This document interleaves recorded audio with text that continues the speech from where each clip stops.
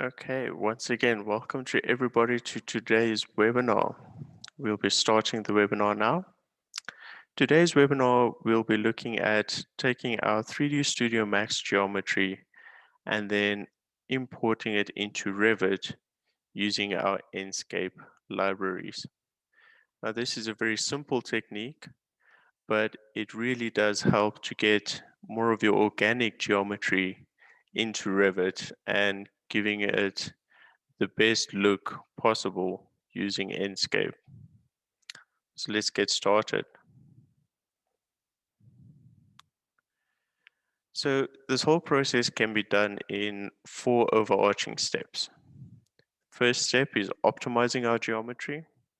That means just cleaning it up a bit so that it's easier to import into our Revit. The next is exporting the geometry so that we can, again, use it in our Revit. We're going to create the asset using our Enscape library, and then we can place it in our Revit model. So let's look at the first step. The first step is optimizing our geometry. So what we'll be doing is we'll be decreasing our polygon counts so that Revit has an easier time to process it. We'll also be creating a low poly placeholder. And once again, this is just so that when we do place it in Revit, we don't overtax our computers. So as you can see here, we have a love seat and our polygon count at the moment is just over 100,000 polygons. And this is way too much for Revit to handle. We want to get this down to around about 20,000 polygons maximum. So as you can see, I'm just adding a Pro Optimizer modifier to my modifier stack, to my geometry. And what this does is it calculates the amount of polygons we have, and then we can choose how many of those vertices slash polygons we want to use in our geometry. So as you can see there, I only use 20% of the current geometry, and it tries to keep the topology the same whilst reducing our polygon count. So I'm just going to be applying this to all of my objects, all of my geometry. Now, yes, this is possible to select it all and use a global Pro Optimizer, but I find doing it this way is just the more effective way, as now we can control how much of the polygon usage we want for each object. As you can see, we are down to about 26,000 polygons, which is still a bit much, but for this webinar, I think it should be good enough. Next, I'm creating my low poly placeholder object. So this is an object we'll just use in our Revit to showcase what it is we're working with and using a very low polygon count, trying to minimize this as much as possible, just so that when we do place it in our Revit, we're not taxing our computers at all. We are making it as easy as possible for the computer to really render what we're busy with while we're working in Revit. And then once we render it out, we'll use the high polygon count geometry to give us that amazing renders that we are all after. And again, all I'm doing is creating a basic model idea of what it is we're working with. Just enough geometry for us to recognize that this will be our love seat.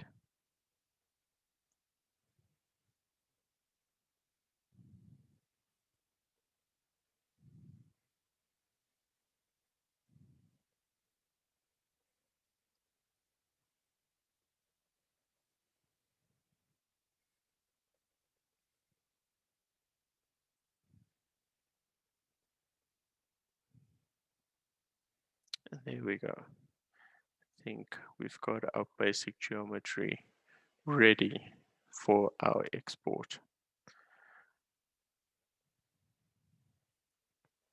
Okay, I'm just going to show that again, just so that we can see the process as a whole again, and just make sure that we've got everything that we want. So again, looking at our polygon count now, 100, just over 100,000 polygons. Going through my Pro Optimizer of all of my polygons. And again, have a look at how our polygon count drops as we're starting to add these Pro Optimizers. And the great thing about the Pro Optimizer is you're really not losing that much of your topology when we're doing this, which is obviously, again, very good for a beautiful render.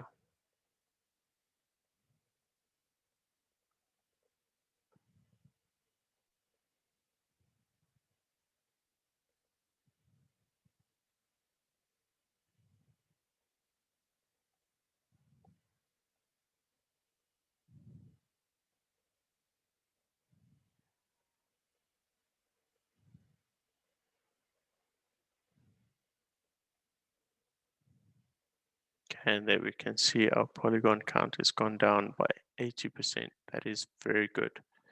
And we're not losing much of our topology while doing this. So again, this is very good for us. Let's go to the next step.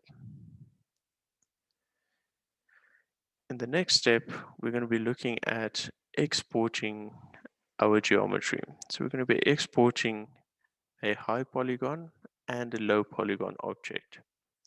So the high will be used for our rendering, and we'll use the low poly render, the low poly object as a placeholder that we can use in Revit. So first I'm going to select my low poly geometry, and I'm going to center it to the center of the world.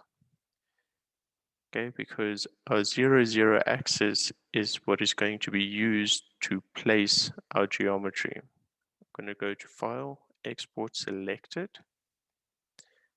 save a copy of our love seat.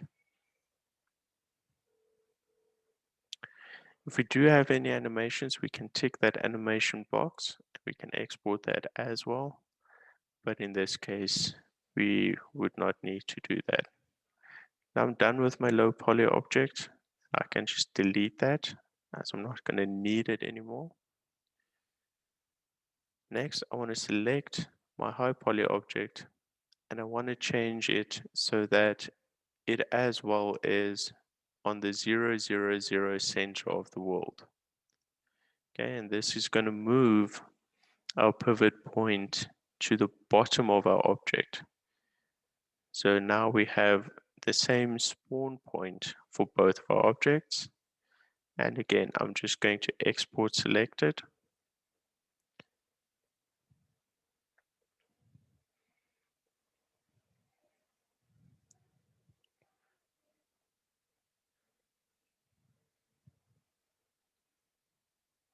Perfect. And again, we don't need to change any of these settings. Okay, and that was it. That was all we needed to do. So now we have two objects that we have exported, a low poly and a high poly object. Next, we're going to be looking at creating the custom asset using our Enscape. Okay, I'm just going to start a sample project for Revit just so that I can create the geometry, and it's going to save that in our library. And then we can add some materials to it. We can give it a title and a description, and then we can start to actually use the geometry in our projects. And again, if we're saving this to a global space, so on a network, then all of our assets will be shared with the team as well, which is perfect. And again, we can use this in Revit as well as SketchUp, and it works perfectly the same in both ways. So I'm just going to open the sample project, go to my Enscape tab, open my asset library. Now, if your tab looks a little bit different, I am running Enscape 3.0, the new version of Enscape. So I'm going to go to Custom Assets and click on Create Custom Asset. Now, this is a very self-explanatory window. As you can see in the bottom, it tells us exactly what it needs. So we're giving it a title first. And I think I'm going to make this one a red leather love seat. Then we can give it a bit of a description. So we can put in an SKU number, a unit number. We can also put in maybe a cost or a price. Next, I'm going to import my geometry. So I'm just going to go where I saved my geometry. And there we go. I'm going to open up my love seat, the high poly version. Now I can add some textures to this. So the albedo, that is basically our diffuse color map. That's going to be what gives color to our love seat. So I'm just going to select my red leather diffuse color map there.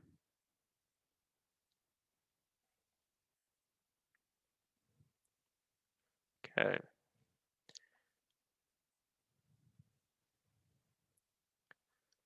Next, we're going to look at giving it some texture. So we don't need transparency, but we do need height.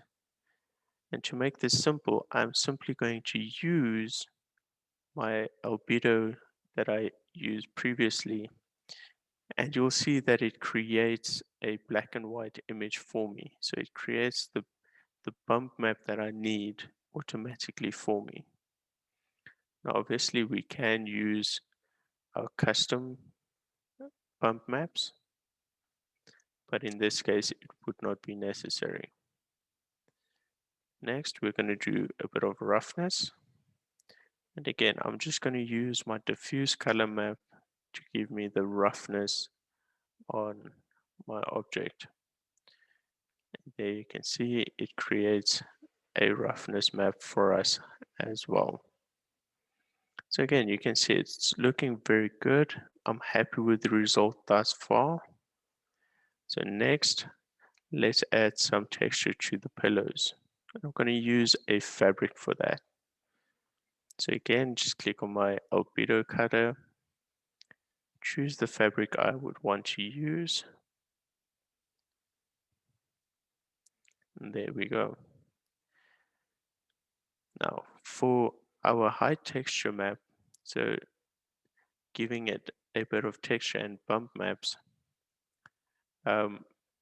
we can't really use our albedo diffuse color map because it will translate that same pattern that we have there onto our pillows. And we don't want that. We want it to be a generic material pattern on our bump map. So I'm just going to use a bump map for that. And this will be a bump map with just the texture of the material and not that pattern that we have on it, that red pattern. Again, we don't need the transparency. And you'll notice that for my high textures, I use bump maps. You can insert normal maps, but seeing as we're not going to animate this, we don't really need to use a map for that, a normal map. I'm going to do the same with the roughness map, because again, our pillows don't need a lot of roughness. but this will just give it that extra little bit of texture that we need to create a realistic render.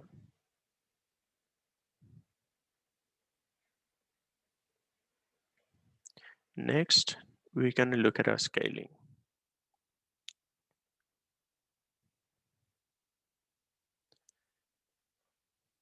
Just give it a second to update. There we go.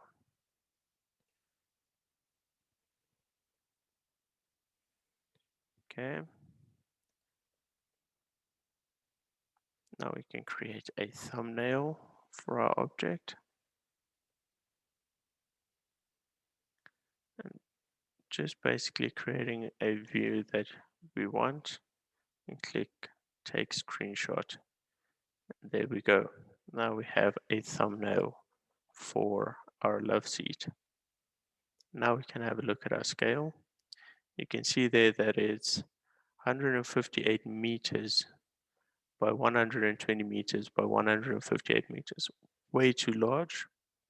So I'm going to scale that down by a factor of 100. So we have a 1.58 meter love seat. You will see that it will update all of your other coordinates as well. Now you see that we've zoomed out of our thumbnail quite a bit. But what we can do is we can just, on that geometry there, double click and it'll zoom us right back. We can get back to our view that we would like to see. Next, we need to add our placeholder geometry. So this is what we will see in Revit whilst we're working in Revit, and once we render our geometry, we will see this high poly version.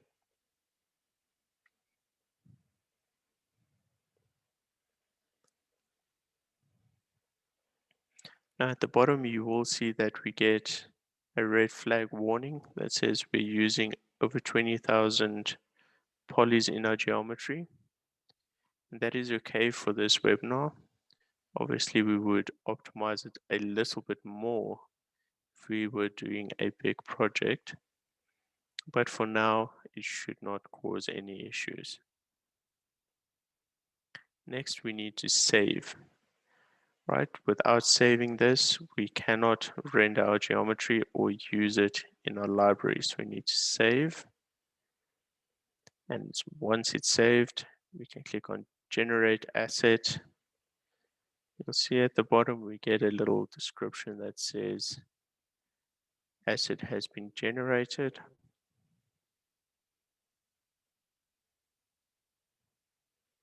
There we go. And now we can close this window down. And now you can see as well in our library, we have our new asset, our leather love seat with its description and SKU number. Perfect. So the next thing we need to do is we are going to use our newly created asset and we're going to put it inside of our scene. Then we're going to create a view from that. We're going to see what it looks like.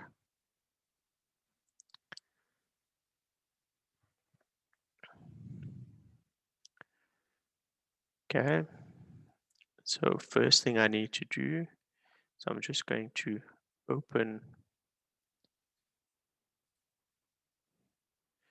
a 3D view.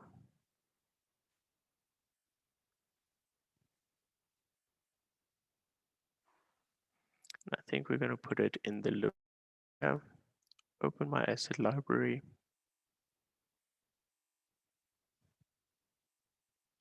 You see that I've created another variation of our love seat as well, which is just a white leather version. And once we place it down, you can see that we're using our placeholder geometry to see what we're doing in our Revit.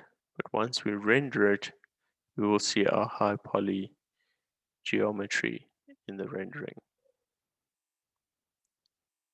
Okay, so we've placed down our love seats. Just going to rotate these around.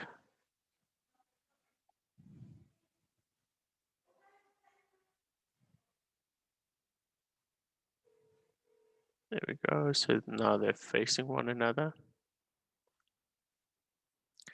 And let's have a look at what it's going to look like in our rendering.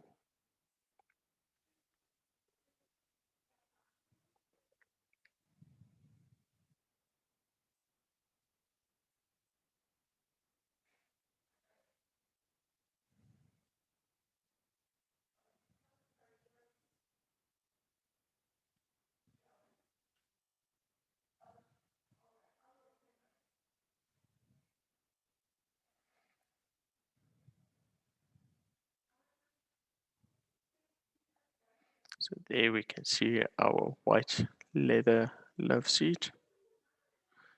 You can really see that you get a realistic render from this. There we have our red leather love seat. And again, you can really see that we're getting a realistic render from this.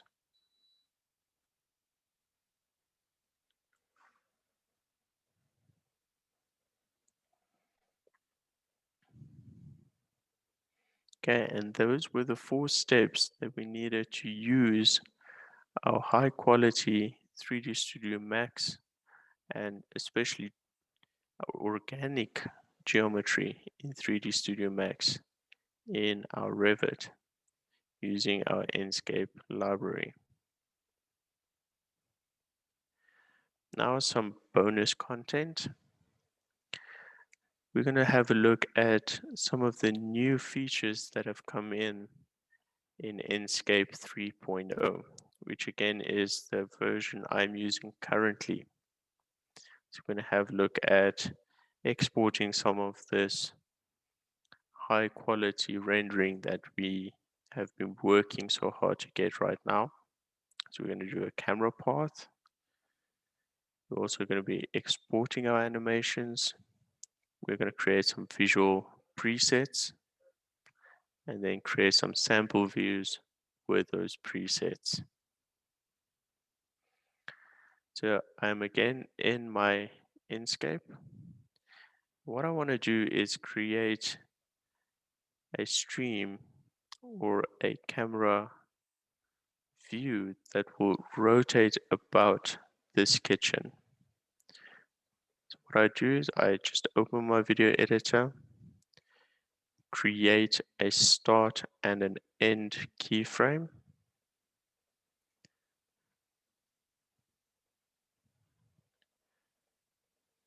What will happen now is it will work out how our movement will go through that camera. And again, we can just change our time in this as well, because we really don't need it to take 2 minutes to rotate about this area. You can see we're moving, but it's very, very slowly. So we can edit that again.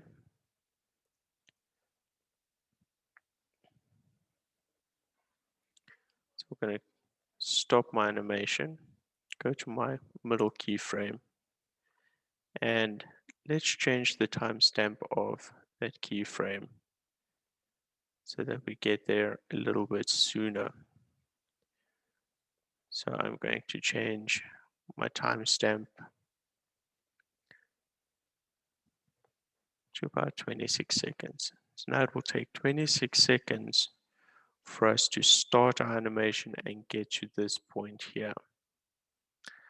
What I will also be doing is we'll be changing it to nighttime. So the problem now is that if we look at it, our whole rendering will now be rendered, or our camera view will be viewed at nighttime. So there we go. Now we can see it stays nighttime as we go around. but we want to do a bit of a time lapse. So in order for us to do that, we're just going to go to our first keyframe and add the time of day there as well.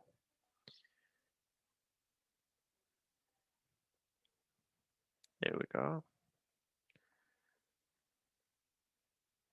And again, now if we look at it, we have a time lapse as we're moving through this motion and going through our little animation created.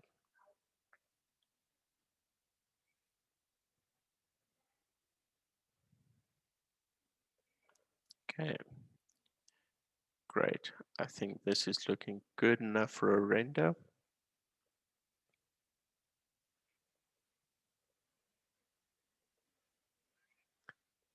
Next thing we can do is we click on the export button. In the export button, it's going to ask you your resolution that you want to do this at. So I'm just going to keep it at full HD.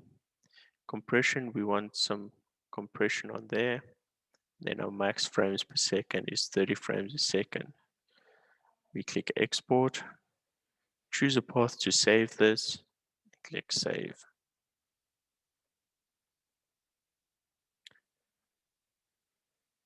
Okay. Now I'm not going to export this whole thing. We'll have a look at that a bit later.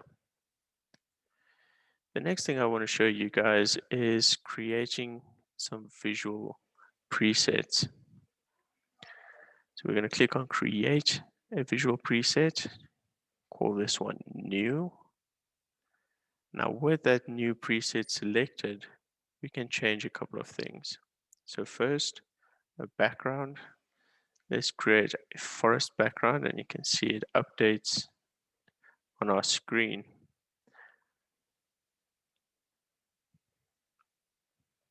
Now let's create a cloudy day. So now let's show how it will look on a cloudy day. Just going to raise my fog intensity up a bit as well, just to create that cold feel.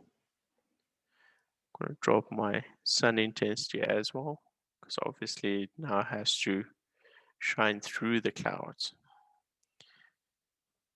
And for this, we're going to need some more ambient light and some more artificial light, just to make it look a little bit more realistic. Okay, and with that done, we can now create a view. So I'm going to create a new view. So first, let's give our view a name.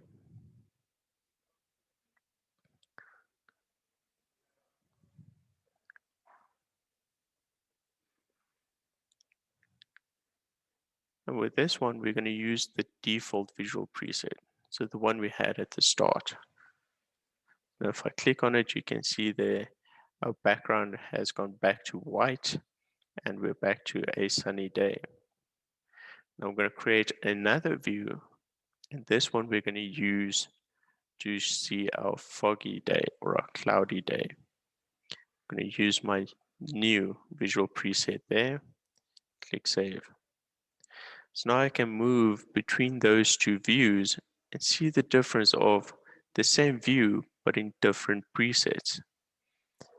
And again, this is very useful for creating a visual approach and creating stunning visuals in Enscape. Now we can save a screenshot of this. I'm just going to save this as a JPEG, and I'm going to keep the name the same. As we export, again, not going to export the whole thing, and we have an image of our visual presets. So let's see, are there any questions? Does anybody have any questions?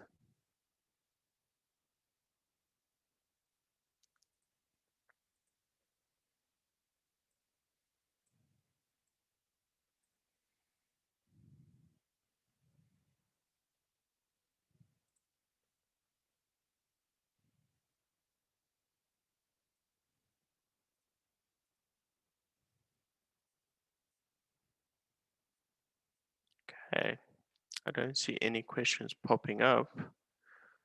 Last call for any questions.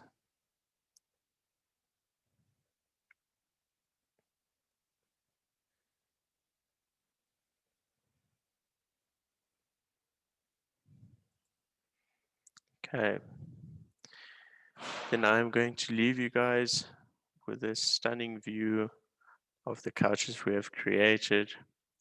I'm going to thank you for your time, and I hope you have a lovely Thursday today and enjoy the rest of your afternoon. Oh, it seems we do have a question. I think yes. I think we will be making the recording available.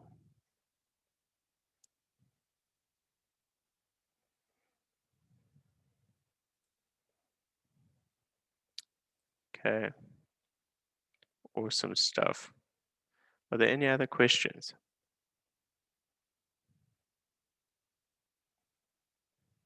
I know I've gone through this a bit quickly, but again, as I said, this is a very good tip or trick to have in your back pocket, and it is a pretty easy workflow once you've done it once or twice.